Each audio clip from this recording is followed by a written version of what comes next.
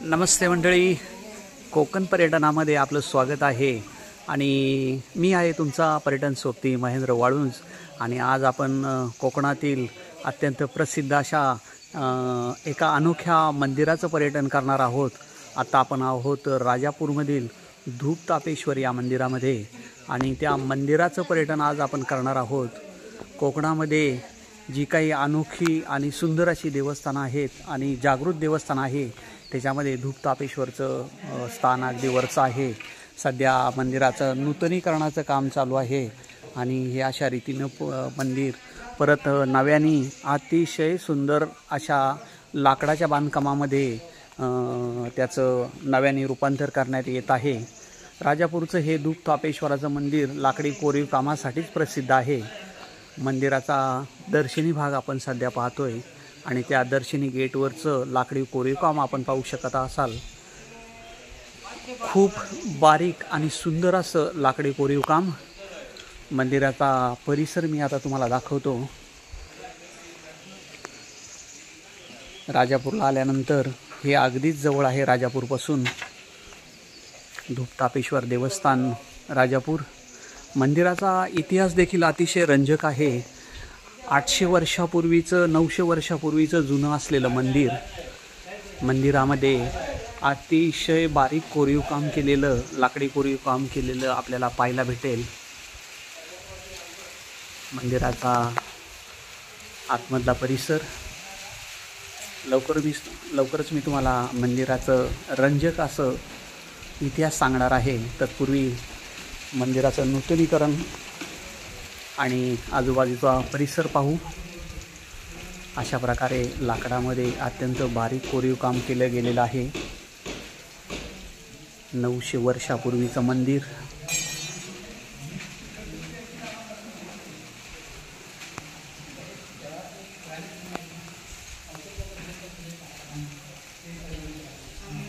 अतिशय प्राचीन आणि सुंदर असं देवस्थान।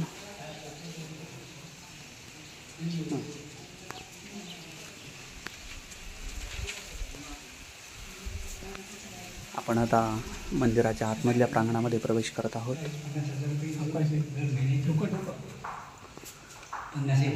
समोरच आपल्याला धूपतापेश्वराचं मुखवटे दिसत आहेत। यात्रेच्या वेळेस, पालखीच्या वेळेस हेच मुखवटे गावामध्ये फिरवले जातात। आणि आता आपण मंदिराचे दर्शन घेऊया। समोरच अतिशय प्राचीन असलेलं धूपतापेश्वराचं मंदिर, एक शिव मंदिर आहे। हर हर महादेव। धूपतापेश्वर मंदिर।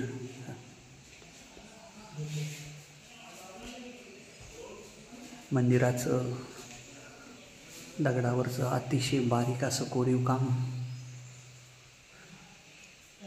जवळच एक वेगळंच असं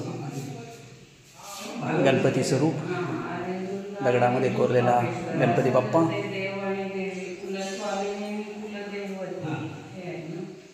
मंदिराचा बाहेरच्या परिसराचं आता आपण अवलोकन करूया।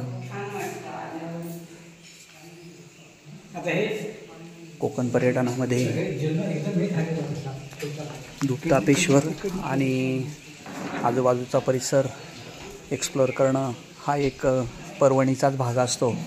आणि आता मंदिरात आल्यानंतर आणखी एक आकर्षण म्हणजे धूपतापेश्वराच्या मंदिराच्या बाजूलाच असलेला वॉटरफॉल। आता मी तुम्हाला तो वॉटरफॉल दाखवतो। पावसाळ्यामध्ये अगदी धोधो वाहतो, पण सध्या उन्हाळा असल्यामुळे धबधब्याचं पाणी कमी झालेलं आहे।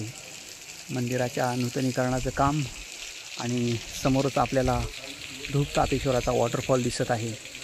समोरच एक ब्रिज दिसतोय। पावसाळ्यामध्ये या धबधब्याचं अत्यंत विहंगम असं दृश्य दिसतं आणि एक प्रचंड मोठा पाण्याचा प्रपात इथून वाहत असतो। यावर्षी जरा पाऊस कमी असल्यामुळे थोडासा प्रपात कमी आहे, पण पाणी अगदी भर उन्हाळ्यात देखील पाणी वाहतंय।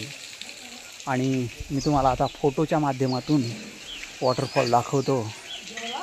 आता आपण प्रत्यक्षात जे चित्र पाहिलं ते पावसाळ्यामध्ये अशा प्रकारचं असतं.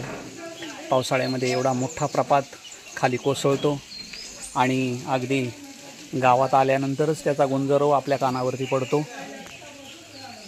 सध्या मंदिराचं अशा प्रकारचं नूतनीकरणाचं काम चालू आहे. भविष्यामध्ये तुम्ही जर आलात तर तुम्हाला मंदिर अशा प्रकारे दिसून येईल. अत्यंत सुंदर देखणं आणि निसर्गाच्या कुशीत वसलेलं धूपतापेश्वराचं मंदिर.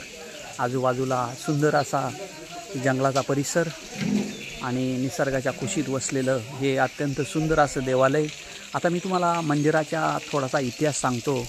900 वर्षापूर्वीचं जुनं असलेलं मंदिर आणि या मंदिराच्या विषयी अतिशय एक रंजक कथा सांगितली जाते. म्हणजे या राजापूर गावामध्ये एक मालक आणि गुराखी राहत होता आणि त्याची गाय दररोज दूध कमी द्यायची म्हणून मालक त्या गुराख्यावरती संशय घ्यायचा.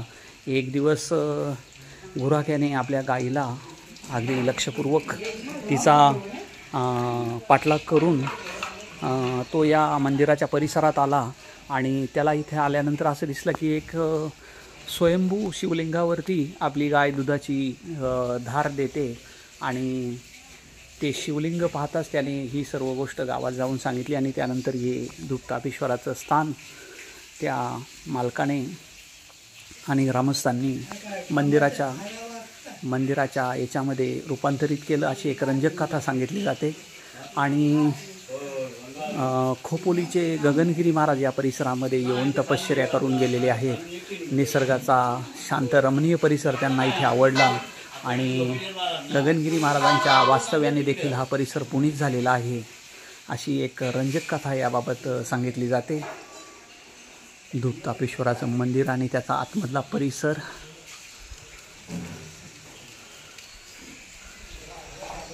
अतिशय सुंदर असं नक्षीकाम. कधी राजापूरला आलात तर आवर्जून या मंदिराला भेट द्या. बाय मंडळी.